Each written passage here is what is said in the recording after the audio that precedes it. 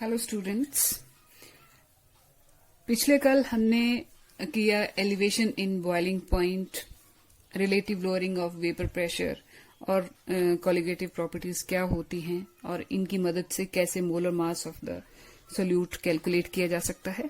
Today we will be doing depression in freezing point.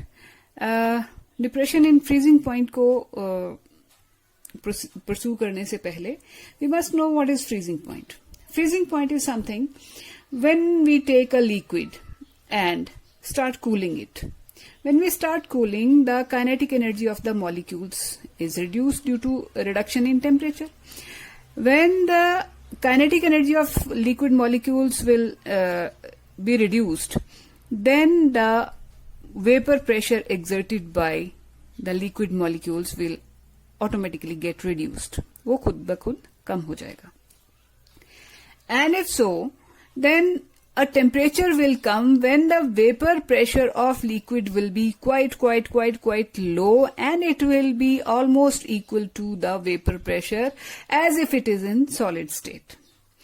That temperature, that low temperature, is called as freezing point of a liquid. जैसे कि पानी को हम ठंडा करते जाएं तो एक लेवल ऐसा आएगा 0 डिग्री सेंटीग्रेड के आसपास, 0 डिग्री सेंटीग्रेड पे, कि उस वक्त लिक्विड वाटर और आइस का वेपर प्रेशर एक जैसा होगा, और 0 डिग्री सेंटीग्रेड को आप जानते हैं कि हम फ्रीजिंग पॉइंट ऑफ वाटर कहते हैं. तो फ्रीजिंग पॉइंट क्या हुआ? That temperature at which liquid and solid phase are in equilibrium and their vapor and the vapor pressure of liquid phase is equal to the vapor pressure of solid. That is called freezing point. Now we shall discuss why when we add a non-volatile solute,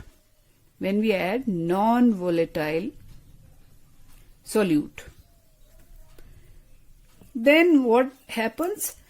The freezing point of a liquid, pure solvent, is decreased. Now let us see what happens. If we take a liquid, this is pure solvent.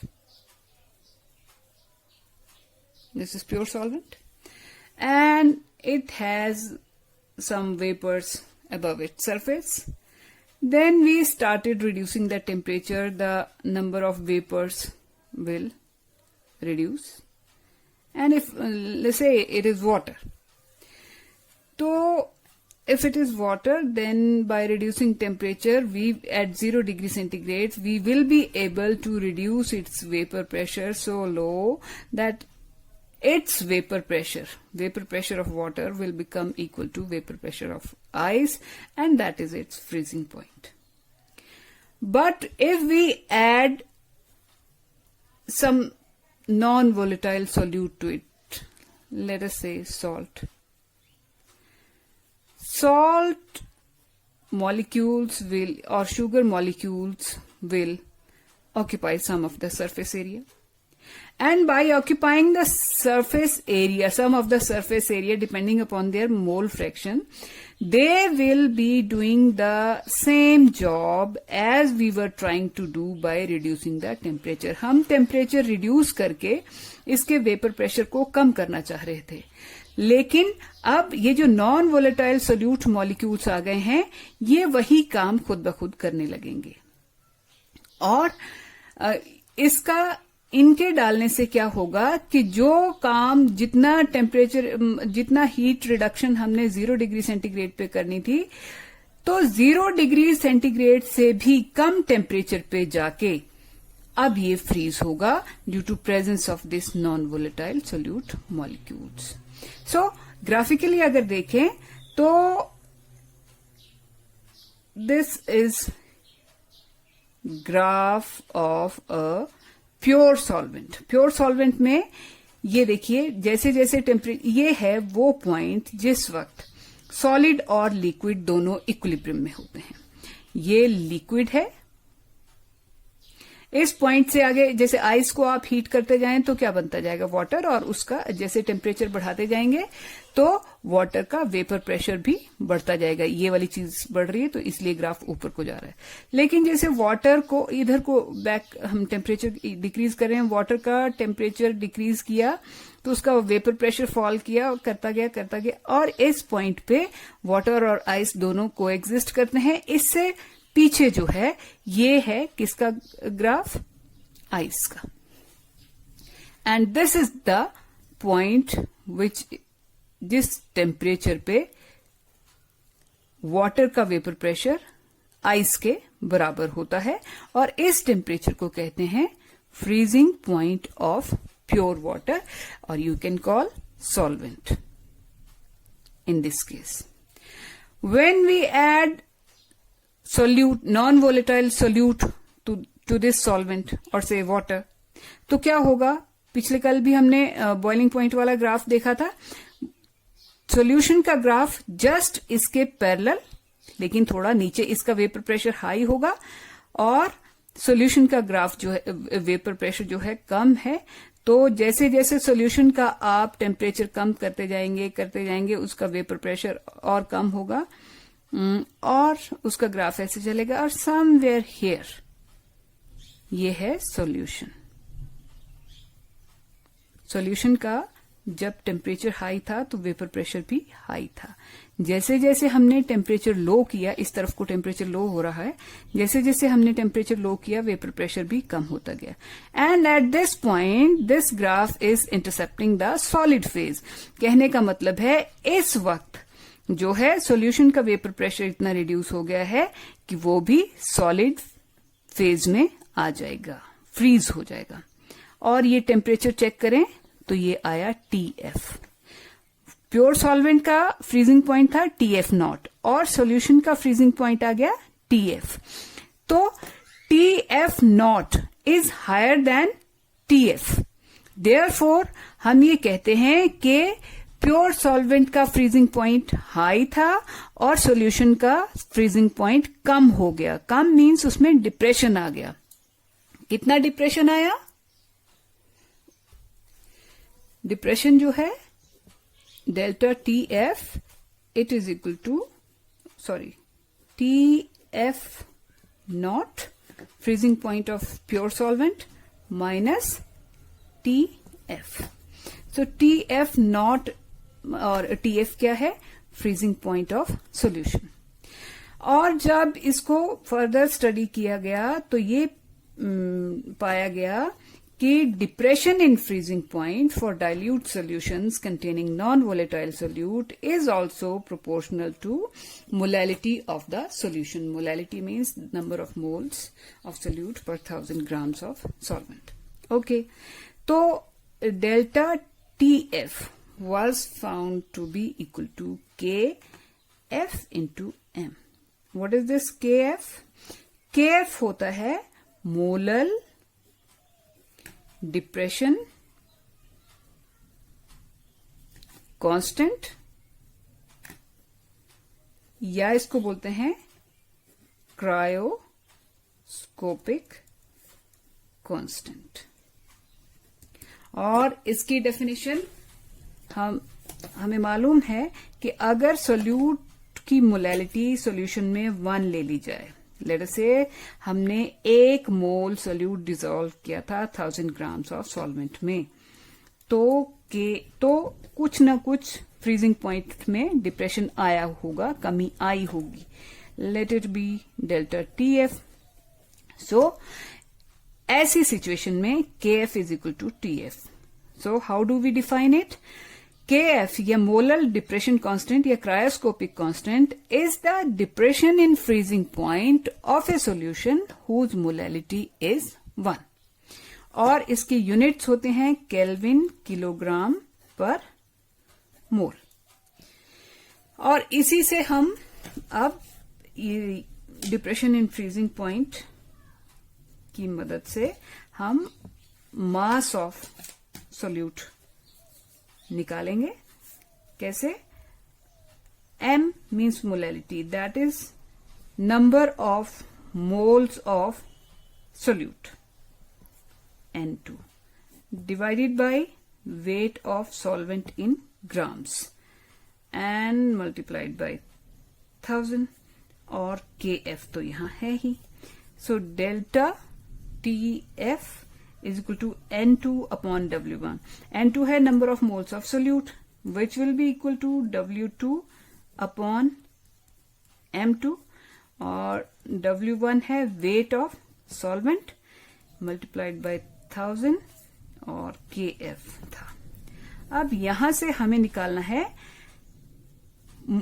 Molar mass of solvent, sorry solute. तो M2 को इस तरफ ले आइए. क्या आ जाएगा? kf into W2 into 1000 divided by W1 and delta TF. हम M2 को यहां ले गए और डेल्टा TF को यहां ले आए. So this way we can find out the molar mass of solute from this equation. और मोलर मास ऑफ सोल्यूट अगर आपको पता चल जाता है then you are capable of finding out that which solute has been dissolve in this solvent. After depression in freezing point, we shall be discussing osmosis and osmotic pressure. Now, what is osmosis? You might have seen that if when we prepare pickle from raw mangoes, जब कच्चे आम का अचार बनाते हैं तो हम क्या करते हैं, कच्चे आम पे थोड़ी देर नमक, कच्चे आम के पीसेस पे थोड़ी देर नमक स्प्रिंकल करके रख देते हैं और उससे फिर पानी निकल जाता है और ऐसे फिर जो है उस मतलब पिकल की लाइफ लॉन्ग होती है. That is another issue. लेकिन हमने ये जरूर देखा है कि वो जो मैंगो का पीस है जब उसके ऊपर सॉल्ट स्प्रिंकल करके रख देंगे तो वो थोड़ा सा श्रिवल कर जाता है, स्क्वीज कर जाता है. या दूसरा कि फूलों को अगर हम पानी में रखें तो वो काफी समय तक फ्रेश रह लेते हैं. और अदरवाइज ये देखा होगा कि लिक्विड जो जैसे प्लांट की रूट से हम रूट के पास पानी इसलिए देते हैं कि जो सैप्स होते हैं ये लिक्विड होता है वो प्लांट की रूट से अपवर्ड ट्रेवल करता है. ये सारे एग्जांपल्स हैं ऑस्मोसिस के. ऑस्मोसिस में सम हाउ एक मेम्ब्रेन को क्रॉस करके लिक्विड जो है वो ट्रेवल कर रहा होता है किसी दूसरी तरफ को. उसका एक एग्जाम्पल, ये एक्सपेरिमेंटल एग्जाम्पल ये देखते हैं. We have taken some solvent here. जैसे मान लीजिए हमने नमक और पानी का यहाँ पे सॉल्यूशन बनाया या शुगर और वाटर का सॉल्यूशन बनाया. वो एक थीसल फनल, ये थीसल फनल है, इसमें डाल के रख दिया. थीसल फनल का ये वाला एंड हमने सेमी परमिएबल मेम्ब्रेन के साथ बंद कर दिया है. यहाँ पे सॉल्यूशन डाल दिया है, उसकी कंसंट्रेशन काफी हाई है. अब इसको हमने यहाँ इन्वर्ट करके यहाँ पे वाटर में डिप कर दिया. This is water, this is solution. Water is solvent and this is solution. And this is semi-permeable membrane which is separating solution from solvent. कुछ देर के बाद हम देखेंगे कि ये जो solution का लेवल यहां तक था पहले, कुछ देर के बाद हम इसको ऑब्जर्व करें तो सॉल्यूशन यहां तक, यानी कि इस लेवल से कुछ ऊपर चला जाएगा. इसका सीधा सीधा मतलब है कि यहां से सॉल्वेंट जो है वो इसमें एंटर किया होगा और तभी इसका लेवल जो है सॉल्यूशन का लेवल यहां से बढ़ के यहां तक पहुंच गया. सो सॉल्वेंट का इस सेमी परमिएबल मेम्ब्रेन के थ्रू सॉल्यूशन में एंटर करना जो है इसी को हम क्या कहते हैं, ऑस्मोसिस. ऑस्मोसिस में सेमी परमिएबल मेम्ब्रेन की बहुत इंपॉर्टेंस होती है. सेमी परमिएबल मेम्ब्रेन क्या होती है, ये ऐसे शीट की शीट होती है. जैसे ये एनिमल ओरिजिन से भी हो सकती है, वेजिटेबल ओरिजिन से, ये सिंथेटिक ओरिजिन से भी हो सकती है ये मेम्ब्रेन. तो वो ऐसे शीट होती है जिसमें छोटे छोटे सब माइक्रोस्कोपिक होल्स होते हैं. सब माइक्रोस्कोपिक होल्स का क्या मतलब है कि वो बहुत छोटे सॉल्वेंट के मॉलिक्यूल्स, तो वो इन होल्स का साइज इतना छोटा है कि इनमें से अगर आप बोलें वाटर या ऐसे और सॉल्वेंट हैं वो तो क्रॉस कर जाएंगे, लेकिन जैसे शुगर जैसे सोल्यूट्स हैं इन सोल्यूट मॉलिक्यूल्स का साइज जो है वो बिग है। सो इन होल्स में से शुगर जैसे मॉलिक्यूल्स जो हैं वो थ्रू नहीं हो पाएंगे। सो सेमी परमिएबल मेम्ब्रेन मतलब एक ऐसी मेम्ब्रेन है जो पार्शियलिटी करना जानती है और अपने होल्स में से सॉल्वेंट के मॉलिक्यूल्स को निकलने देती है, ट्रांसफर इधर से उधर होने देती है। किसको रोक देती है? सोल्यूट के मॉलिक्यूल्स जिनका साइज क्या है? बिग है। तो ऐसी मेम्ब्रेन को क्या बोलेंगे? Semi permeable membrane. Now osmosis और ऑस्मोटिक प्रेशर को हम एक इस एग्जांपल से भी देख सकते हैं। See this setup, osmosis and how do we measure the osmotic pressure. Osmotic pressure क्या हुआ? ऑस्मोसिस तो हम समझ गए कि ऑस्मोसिस हुआ, it is the phenomenon of flow of solvent through a semi permeable membrane towards solution when a solution and solvent are separated by a semi-permeable membrane. Or we can say it is the phenomenon of flow of solvent from lower concentration towards higher concentration when the two different concentration solutions are separated by a semi-permeable membrane. तो उसको हम क्या बोलेंगे? Osmosis. अब सी this setup, इसमें क्या है? This part of the container, ये दो कंटेनर्स हैं, इनको यहां पे अटैच किया गया है थ्रू सेमी परमिएबल। यहां पे ये सेमी परमिएबल मेम्ब्रेन है, ये सॉल्वेंट है और ये उसी सॉल्वेंट में हमने कोई सोल्यूट डाला है और ये सॉल्यूशन बन गया है। अब इस सॉल्वेंट पे एटमॉस्फेरिक प्रेशर एक्ट कर रहा है, इस सॉल्यूशन पे भी एटमॉस्फेरिक प्रेशर एक्ट कर रहा है and this piston is movable, this piston is also movable, लेकिन अभी तक कोई प्रेशर नहीं इन पे डाला गया है, they are just like lids. ये सॉल्यूशन और ये सॉल्वेंट, या इवन इधर हाई कंसंट्रेशन का सॉल्यूशन और इधर लो कंसंट्रेशन का सॉल्यूशन लेते तो भी ऐसा होता, बट हमने फिलहाल सॉल्वेंट और सॉल्यूशन लिया है। कुछ देर के बाद क्या होगा? ड्यू टू ऑस्मोसिस सॉल्वेंट के मॉलिक्यूल्स का रश इस तरफ को होगा, वो इस तरफ को ट्रांसफर होना शुरू होंगे, क्योंकि इस तरफ सॉल्वेंट है, इस तरफ सॉल्यूशन है, हाई कंसंट्रेशन की तरफ ये थ्रू सेमी परमिएबल मूव करेंगे। अब ये जब यहां मूव करके आ रहे हैं तो ये अल्टीमेटली क्या करेंगे? They will increase the pressure this way. अब इनके एक्स्ट्रा होने के कारण ये पिस्टन जो है अपवर्ड पुश हो सकता है, ऊपर की तरफ इसको ये स्लिप कर सकता है। जब ये ऊपर की तरफ स्लिप करने लगे और इसको स्लिप करने से रोकने के लिए हम क्या रखेंगे? इस पे एक्स्ट्रा प्रेशर डालेंगे। तो वो जो एक्स्ट्रा प्रेशर होगा, वो एक्स्ट्रा प्रेशर डालेंगे just to stop the flow of solvent molecules towards this side. Solvent molecules ऊपर की तरफ प्रेशर डालेंगे और हमने जो पिस्टन पे प्रेशर डालना है वो हम डाउनवर्ड डालेंगे, ताकि ऑस्मोसिस बिल्कुल रुक जाए। ना तो इस तरफ सॉल्वेंट का लेवल कम हो और ना इस तरफ सॉल्यूशन का लेवल बढ़े। इस तरह से we will be able to measure the osmotic pressure. जितना पुश यहां से सॉल्वेंट के मॉलिक्यूल्स इस तरफ आने के लिए लगा रहे थे, ठीक उतना ही पुश हमने यहां पे पिस्टन के थ्रू नीचे की तरफ लगाया, यानी कि उतना ही प्रेशर हमने नीचे को अप्लाई किया। तो that is just equivalent to the pressure mounted by solvent molecules, यानी कि वही क्या है? Measure of osmotic pressure. तो ऑस्मोटिक प्रेशर क्या चीज हुआ? Osmotic pressure. It is the excess of pressure that must be applied on the solution to avoid osmosis of solvent molecules into it when the solution and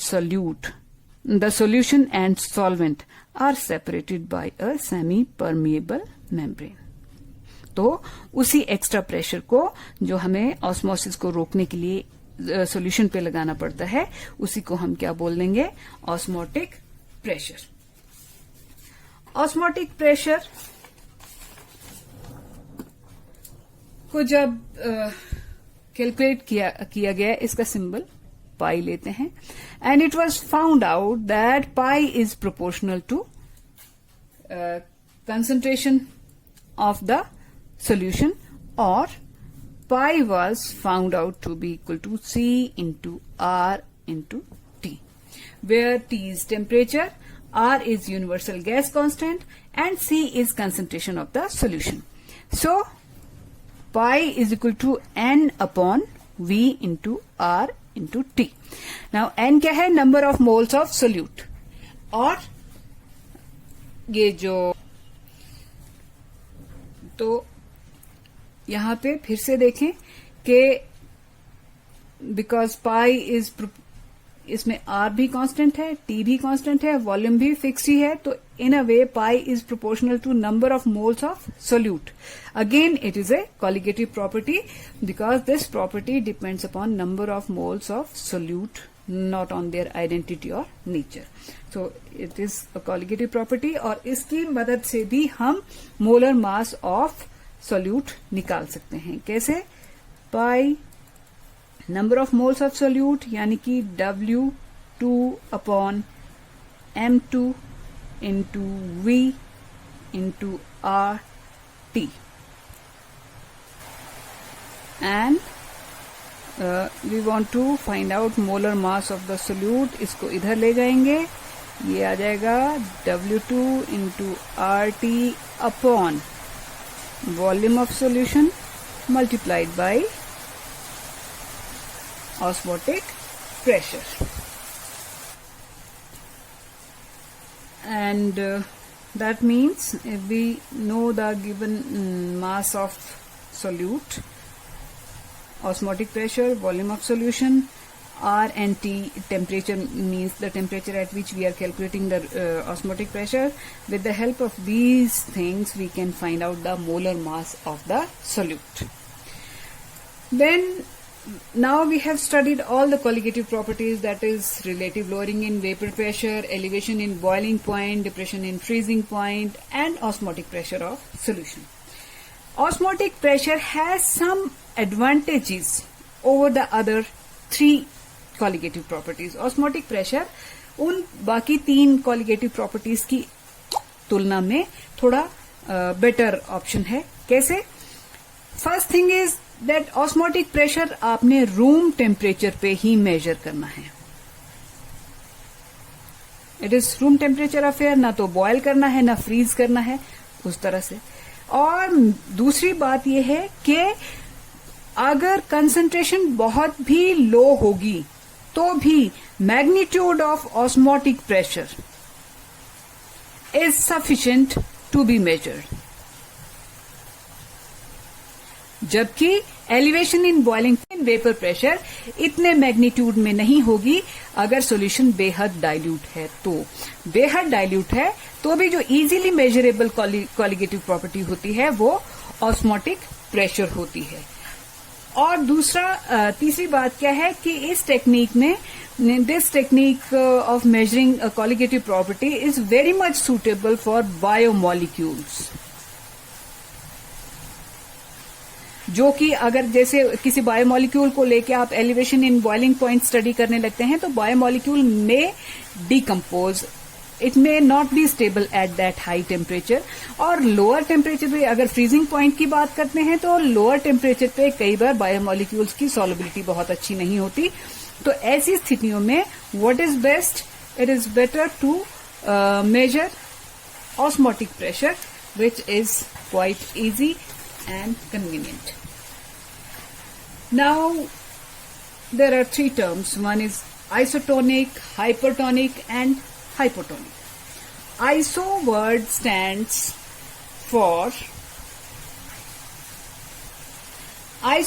stands for two solutions when they are having same osmotic pressure, they are called isotonic. For example, this is a blood cell, if we keep it in 0.9% saline solution, salt solution, then the fluid inside the blood cell and this fluid whose concentration is 0.9%. इनकी concentration बराबर है. जब concentration बराबर है तो blood cell की membrane के through ना तो पानी अंदर जाएगा, ना ही अंदर से कोई फ्लूइड बाहर की तरफ आएगा. तो ये दोनों क्या हुए, आइसोटोनिक. तो जो इंट्रावेनस इंजेक्शंस होते हैं उनको इसी डाइल्यूशन में लगाया जाता है ताकि वो ब्लड सेल को डैमेज ना करें. ना तो ब्लड सेल स्वेल करना चाहिए, ना श्रिंक करना चाहिए. Then what is hypertonic? अगर हम यहाँ पे ब्लड सेल को 1% सेलाइन सोल्यूशन में रख दें, 1% मीन्स बाहर जो है वो कंसंट्रेशन ऑफ सॉल्ट जो है वो ज्यादा है then inside the blood cell. तो this is higher concentration, this is lower concentration. Then the fluid will start flowing outside from the blood cell. The blood cell will shrink, which is also not good for health. So, in this case, the solution outside the blood cell is having higher concentration, so higher osmotic pressure. Such solution with higher osmotic pressure is called hypertonic. And in this case, the blood cell was found to be hypotonic because its concentration is low and its osmotic pressure is low. So this is hypotonic, this is hypertonic. Thank you very much. And in the third container, again there is some different gas. Let it be oxygen. तो according to Avogadro, और वैसे भी according to Avogadro ने इसको establish किया और ये सच भी है, जब हम इसमें काउंट करेंगे नाइट्रोजन के molecules, let us imagine nitrogen के मॉलिक्यूल्स की काउंटिंग यहां पे आई 100. लेट अस जस्ट इमेजिन यहां पे आ गए 100 मॉलिक्यूल्स मिले नाइट्रोजन के. ये तीनों बॉक्सेस, इनका वॉल्यूम सेम है और सेम टेम्परेचर प्रेशर पे एक ही जगह पे हमने similar conditions of temperature and pressure में इनको रखा हुआ है. और हमने काउंट किया इस बॉक्स में जब, तो नाइट्रोजन के मॉलिक्यूल्स की संख्या आई 100. और फिर हम इस बॉक्स में भी जब काउंट करेंगे तो हाइड्रोजन के मॉलिक्यूल्स की संख्या भी सिमिलर वॉल्यूम वाले बॉक्स में कितनी आनी चाहिए, 100.